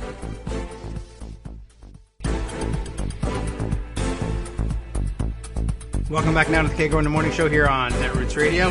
I scanned through the Washington Post story, and I don't see, at least in my first, it was a really quick scan, any mention of it. But I did notice on Twitter this morning that there were people mentioning a specific figure that, and I guess the first tweet that I was able to find in a quick search for it said, okay. And people were pointing back to the Rachel Maddow show from last night, and I guess maybe she's read the book and is sorting this out for us. But apparently it was coming from Rachel Maddow's reporting on it. So I've grabbed a couple of tweets here that explain it. Let's see. First, it looked like I saw somebody saying that the word was that Michael Cohen had somehow mentioned to what's her name? Stephanie, I always forget the way her name runs. Stephanie Winston Wolkoff, that they had, I don't know what context, I guess Michael Cohen just walks around blurting stuff like this out, that they had essentially skimmed $80 million off the top from this inauguration fund. I mean, that money had been stolen was not hard to guess, nor hard to see. They bragged endlessly at having raised more inaugural money than any administration ever had prior. And I mean, they were plus, over $100 million raised. We've heard stories about how they were raising it from foreign sources, which of course is problematic all in its own. But also, as we discovered early on, since there were no disclosure requirements for reporting where the money was spent, it presented an especially good opportunity to steal it. And these being the Trumps, you got to figure that they were going to steal it. That plus the fact that they raised $100 to $120 million, but had one of certainly the least attended inauguration in modern history, and had the smallest number of peripheral events surrounding the inauguration, you'd have a hard time spending that $120 million on anything, certainly on anything legitimate. The fact that a large portion of it was spent and there was nothing to show for it, and that the Trumps were involved, really all is all the evidence you need to figure out that some of it, maybe a lot of it, was stolen. Why $80 million? Maybe that was all they thought they could get away with. Maybe it's a lie. I don't know. Why does Michael Cohen tell her? I have no idea. That's not explained here, but maybe in some of the tweets about it. I have this tweet here from the Maddow blog Twitter account. It says, let's see. So I guess they interviewed Stephanie Wolkoff in connection with the book. And let's see, the first tweet was Melania, this is a quote, I guess. Melania and the White House had accused me, Stephanie, of criminal activity and publicly shamed and fired me and made me their scapegoat. At that moment in time, that's when I pressed record, explaining why she was taping. Then goes on to say, Rachel, there is no way to fabricate any of my story. And the only way to tell the story is to say it exactly as it was. That doesn't actually necessarily mean anything. But she goes on to tell, I don't know, this doesn't appear to go on from the Maddow blog to say what others are saying about it. I just happened to see this one because it was included in somebody else's tweet here, Jules Cesari, who's a random regular guy like you and me on Twitter, saying it's all coming out on First Lady Melania Trump. The Trump clan raided the inaugural fund to the tune of $80 million. Is this really far-fetched? Eric Trump stole from his own charity for kids, and the Trumps are barred from opening and operating any more charities, at least in the state of New York. So there is that. But then is attached to this Maddow blog tweet that nowhere says this. But everybody's hitting on the same $80 million figure. So, we'll see if we can't dig up a more credible source on that one. And if you happen to have a link to it, let me know and we can share it with everybody. But wouldn't be surprising. It just would be surprising to get an actual figure at this stage of the game pinned to it and for it to turn out to be true. Anyway, they're crazy. There's more in pocket and more of substance that's necessary to cover. And I think I want to go back in the Twitter stream as well. Lots of interesting tidbits that were shared there over the past 24 to 48 hours. But back in pocket, one other tidbit I wanted to mention just really quickly, also grabbed off of the Twitter wires from Josh Dorner. Happened to catch his tweet. His eye is on the tweet from AP White House reporter Jonathan, is it Lemire, Lemire, who says that AP is reporting from out of Berlin that the German government says that tests on Alexei Navalny, the Russian opposition leader who was recently said to have been poisoned by the Russian government and then was held there in a hospital in Siberia for a while before they finally released him. I guess the Germans have got a hold of him, giving him medical treatment now. The tests show that it was the nerve agent Novichok that nearly did him in. And Josh Dorner pointing out for us, that's the same one that the Russians used in the UK, in Salisbury, in their attack against Sergei Skripal and his daughter, and taking some collateral damage along the way as well. No surprise certainly, but it's interesting just to see it finally entered onto the record. All right. Speaking of the Russians, I guess we could spend a moment mentioning the other hot story of the morning, although I guess I'm just trying to think of, does it really fill in any blanks? I don't think there were any blanks in this. DHS withheld July intelligence bulletin. From whom? Everybody, I guess. Which called out Russian attacks on Biden's mental health. The Trump campaign has repeatedly engaged in a similar line of attack. Report Josh Margolin, Lucian Bruggeman, Will Staken, and Jonathan Karl over at ABC News. In early July, the Department of Homeland Security, why they have it instead of the rest of the intelligence community, I don't know, withheld publication of an intelligence bulletin warning law enforcement agencies of a Russian scheme to promote allegations about the poor mental health of former Vice President Joe Biden, according to internal emails and a draft of the document obtained by ABC News. I guess what is worrying people about this is that, gee whiz, just about the time that the intelligence communities, at least DHS, found out that the Russians were planning on planting disinformation about that called into question Joe Biden's mental health, the Trump campaign began planting disinformation about Joe Biden's mental health, suggesting the collaboration that and the collusion that Trump is always so interested in denying.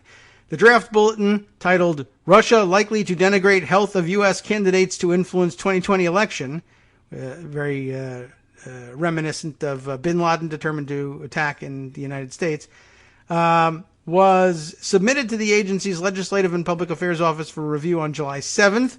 The analysis was not meant for public consumption, but it was set to be distributed to federal, state, and local law enforcement partners 2 days later on July 9th, the emails show. Although, I guess, to whom? I'd be curious about that. Like, local law enforcement partners, what are they going to do about this?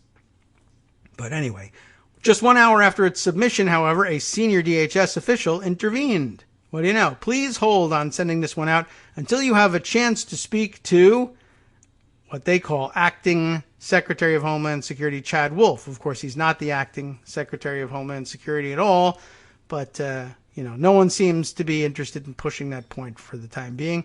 But please hold on sending this one out until you speak to this guy pretending to be Homeland Security Secretary, wrote DHS Chief of Staff John Guntanis. I'm guessing at that pronunciation, according to an email obtained by ABC News. That was nearly 2 months ago, but the bulletin was never circulated. Weird. In a statement to ABC News, a DHS spokesperson confirmed that the product was delayed, explaining that it failed to meet the agency's standards. Sure. According to the draft bulletin, analysts determined with high confidence that Russian malign influence actors are likely to continue denigrating presidential candidates through allegations of poor mental or physical health to influence the outcome of the 2020 election. I suppose it's entirely possible that they could be playing both sides of the fence and are telling people that Trump's mental state is cause for alarm and we're buying it. But I don't know. Seems like a much better play on that side of the field. High confidence means what it sounds like, that they are highly confident that their assessment is accurate, and they don't use that language very often. Elizabeth Newman, a former Assistant Secretary of Homeland Security during the Trump administration, told ABC News. I think she was spilling it all in her own interviews the other day, Elizabeth Newman, right? The document mentions Iranian and Chinese efforts to criticize Trump, but focuses on and takes its title from Russia's attack on Biden's mental fitness. It's a line of attack also utilized by both President Trump and his re-election campaign. Coincidentally, I'm sure. All right, we'll jump out from this one just for the time being. I'm sure we'll come back to it in the near future just to try and touch on a couple other issues that I think are worth sharing. Let's see. I guess here's a warning we might as well take seriously because it comes from Mark Elias, who is a very, I guess we would say trusted source, particularly for Democrats. Usually when it comes to election law issues, Mark Elias is known to be one of the top election law lawyers who works for Democrats. And he had this to say about this story. This is the biggest story of the day, yesterday, that most people won't read. So I suppose we owe it to you now to read it so that you can be different from most people. Slightly different tack on the same overarching story here. Barr's removal of a career national security official weeks before the election raises concerns. A little-known office in the Justice Department has lost its longtime chief. So who is it that Mark Elias thinks is so important and why? Current and former national security officials are raising concerns over Attorney General William Barr's recent decision to remove the head of a Justice Department office that helps ensure federal counterterrorism and counterintelligence activities are legal, and replace him with a political appointee with relatively limited experience. It's very alarming, says Katrina Mulligan, who worked for the Obama administration in several national security roles, and then, after President Donald Trump's inauguration, joined the Office of Law and Policy in the Justice Department's National Security Division. For much of the past decade, That little-known office has been led by Deputy Assistant Attorney General Brad Wiegmann, W-I-E-G-M-A-N-N. I don't know how it's pronounced, but that's how it's spelled. He's a 23-year career public servant, not a political appointee. But 2 weeks ago, Wiegmann, 54, was told he is being reassigned and replaced with a political appointee, according to a Justice Department spokesman and sources familiar with the matter. Mulligan and other sources told ABC News that the new head of the office is 36-year-old Kellen Dwyer, a cyber crimes prosecutor who joined the federal government 6 years ago and made international headlines in November 2018 when he accidentally revealed that federal charges had been secretly filed against WikiLeaks founder Julian Assange. Accidentally, eh? I'm just curious about that. Mulligan said that given Dwyer's limited time and experience handling national security matters, he is a very odd choice to replace Wiegmann, whom she described as exceptional at managing government bureaucracy and resolving highly contentious matters across the government. The timing of the personnel change, coming just 2 months before the U.S. presidential election, and in the midst of a battle against domestic terrorism and foreign interference in the election, has worried current and former members of the national security community. Past chiefs of the office have served as political appointees, it's true, while others, like Wiegmann, served as career officials, so it would not have been that unusual early in the administration to place a political appointee in that policy role, but to do it now is very unusual, one current U.S. official said, speaking on condition of anonymity. Matt Olson, not anonymous, he's the former director of the National Counterterrorism Center under the Obama administration, agreed, saying, in and of itself, it's unremarkable for Wiegmann's position to be filled with a political appointee, but the concern here is that you have someone who, by all accounts, has been doing a great job in a very sensitive role, and now, within really just a few weeks of the election, is replaced by somebody who is viewed as more of a partisan. ABC News pressed the Justice Department spokesman to explain why the personnel change happened at this time, but he declined to answer. The concern from current and former officials stems from the Office of Law and Policy's role in national security. The office shapes government efforts by ensuring that new policies and executive actions don't violate federal law. Trump will have no need of this office at all. It's just window dressing for him. I understand that is what you want to do, but that is illegal. Mulligan recalled telling other government officials when she was in office, working on matters such as immigration, counterterrorism, and Russia's interference in U.S. elections. She would then try to offer them alternatives that weren't illegal, according to Mulligan. That sounds like a good idea. Now the office is being steered by a political appointee with power to potentially influence decisions over national security policy, especially debates over what we will and won't do overseas and at home, including in terms of secret surveillance and when it is and isn't appropriate for the Justice Department to tell the public about election interference, Mulligan said. Though a relatively small unit of fewer than 24 attorneys, the Office of Law and Policy participates in almost every National Security Council meeting, works with congressional staff to draft new legislation, and conducts oversight of the FBI's intelligence gathering activities. It has been sort of the center of gravity for the Department of Justice on national security policy, and it's a central role, said Olson, who at one point ran the department's national security division and later advised Hillary Clinton's 2016 presidential campaign. Wiegmann has led the office since the Obama administration and for almost all of the Trump administration. Brad doesn't have a political bone in his body. And has been such an uncontroversial person in that role for such a long time, said Mulligan, who's now with the liberal-leaning Center for American Progress.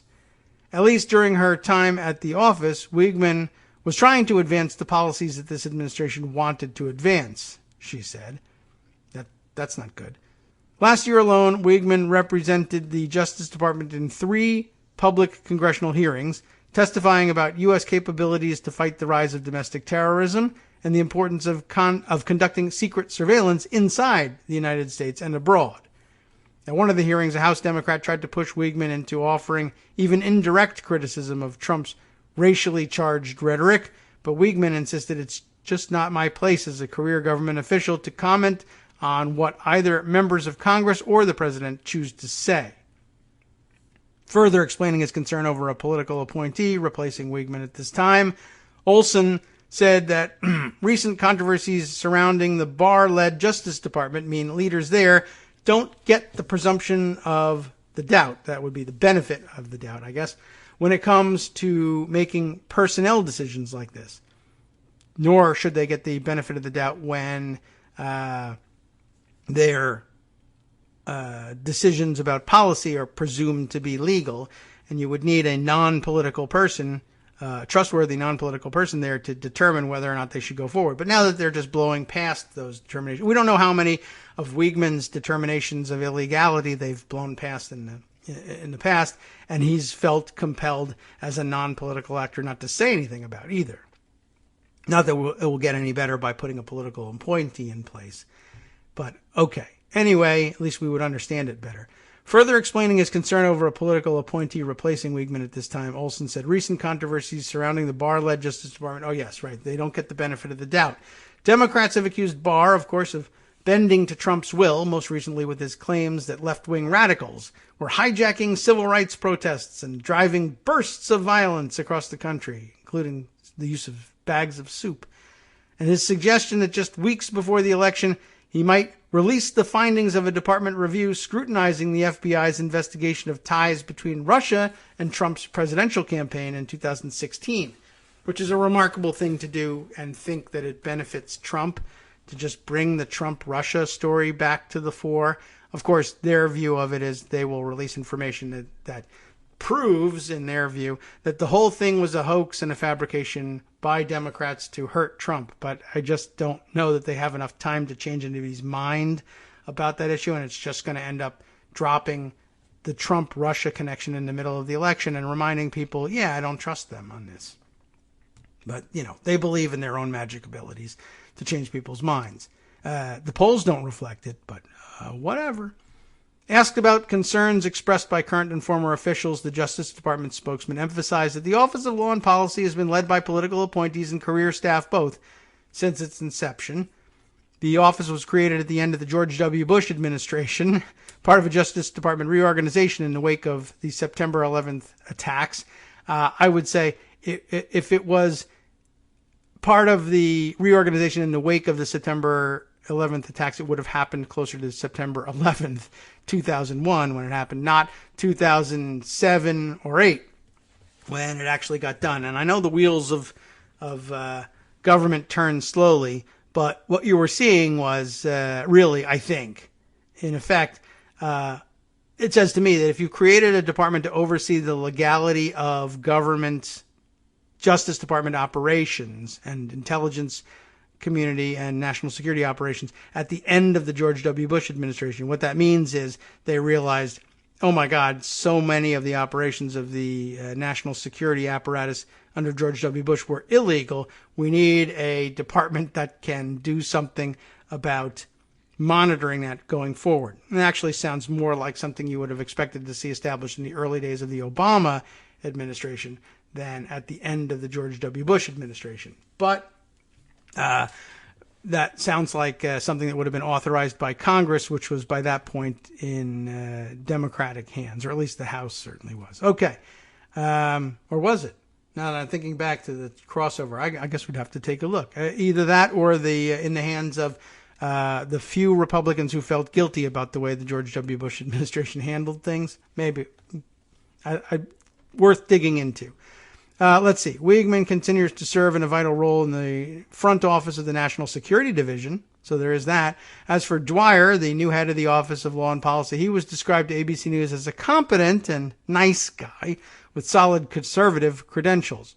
From 2018 to 19, he served as a fellow at the conservative-leaning Leonine Forum. I don't think I've ever heard of that one. A nonprofit organization that says its alumni are, quote, committed to the cause of reintroducing the tenets of the Catholic Church, interestingly enough, into the political, policy, legal, business, and cultural activities of society.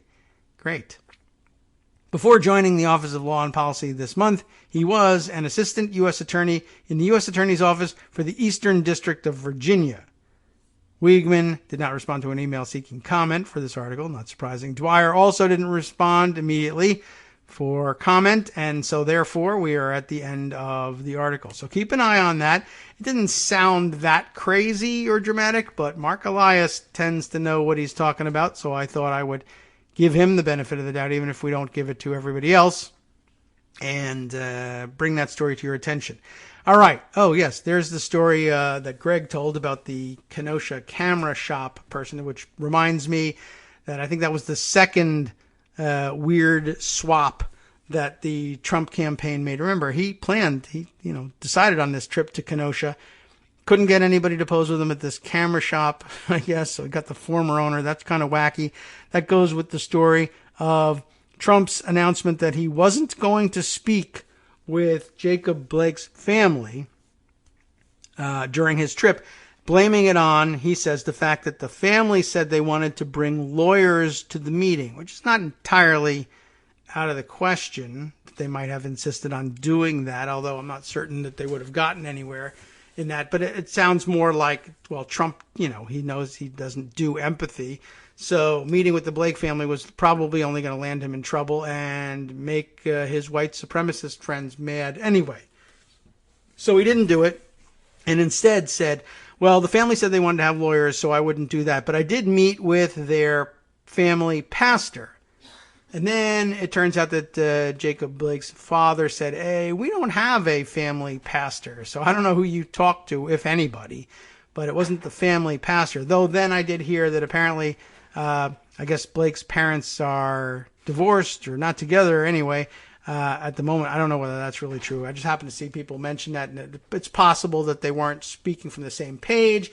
Maybe his mother has somebody that he considers a family pastor. Maybe not, but it sounds like it was just another one of two events that surrounded the visit to Kenosha that turned out to have been faked up at some level, and par for the course, really, for Trump. No pun necessarily intended. All right, running out of time, and of course that means we don't get to many of the other stories. I got to set some time aside for more about what's going on in Portsmouth, Virginia, as between the police department there and several prominent black leaders in the area. There's some amazing developments there. Let's see, in the not so surprising but still kind of confounding and amazing developments. Let's see. Just a quick hit from the Palm Beach Post. If you want to dig into this one, this has Florida man written all over it. Trump flotilla leader, the boat parade guy, to be charged with felony, his lawyer says. Again, how is it that the Trump DOJ is allowing all this to go on? Maybe it's state charges. But anyway, turns out that this guy has a record already. So nothing new for him, but I'm sure he has an explanation for everything. Trump flotilla leader to be charged with felony, his lawyer says. This is Jupiter resident Carlos Gavidia, who expects to be charged with sending a threatening text. What a nice guy. That and let's see, also news stuck here in pocket. I mentioned it, or I alluded to it briefly before, I guess, when we were talking about the craziness of getting paid for doing your political podcasting. I think that kind of came up. I just want you to know what's going on the other side. There's so much money to be made by just working for the other team. Trump campaign aide, and here we mean the most disgusting campaign aide he's got, Jason Miller, paid $20,000 a month by a Bannon nonprofit organization, Steve Bannon, which itself is linked to alleged fraud. It's not even the Wall one. It's another one, which is amazing. Subheader here in this Salon piece, Trump campaign's shell game.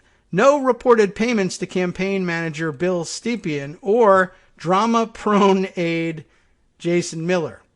Anyway, perhaps we'll read a little bit more about that yesterday. I just skimmed it yesterday, and amazing as usual. And really, my best summation of Jason Miller and what he's doing here. At this point, Jason Miller is just basically wilding at this point. He's just running around committing every crime he can think of and every socially irresponsible act he can think of. And and just loving the fact that he can get away with anything, apparently, and nobody can lay a glove on him. It's quite frustrating, especially given that, he's getting $20,000 a month to do anything is amazing. $240,000 a year in effective salary for podcasting, which I didn't even know that you could do that. It takes us years to get up to what he's netting in a month.